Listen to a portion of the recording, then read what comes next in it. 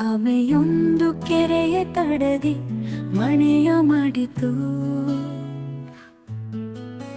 ಹಕ್ಕಿಯಂತೆ ಹಾರಬೇಕು ಎಂದು ಬಯಸಿತು.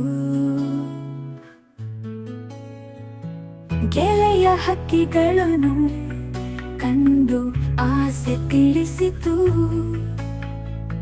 ಹಕ್ಕಿ ಎರಡು ಆಮೆ ಮಾತ ಒಪ್ಪಿಕೊಂಡವು.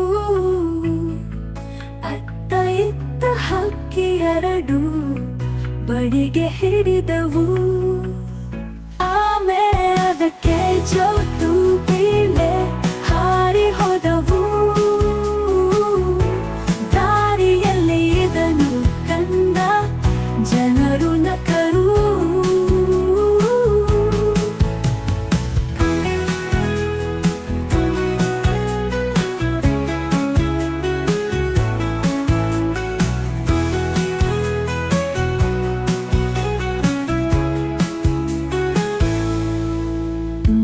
ಹೋಯಿತೆಂದು ಆಮೆ ಮನದಿ ಕುದಿತು. ನಕ್ಕ ಜನರ ಬೈಯಲೆಂದು ಬಾಯಿ ತೆರೆಯಿತು.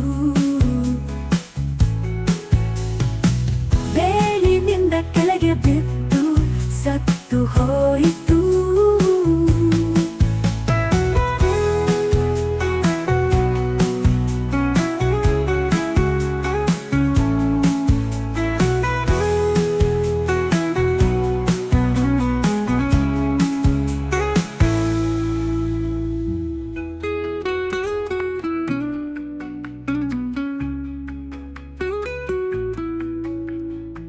ಬೇಲಿನಿಂದ ಕೆಳಗೆ ಬಿದ್ದು ಸತ್ತು ಹೋಯಿತು.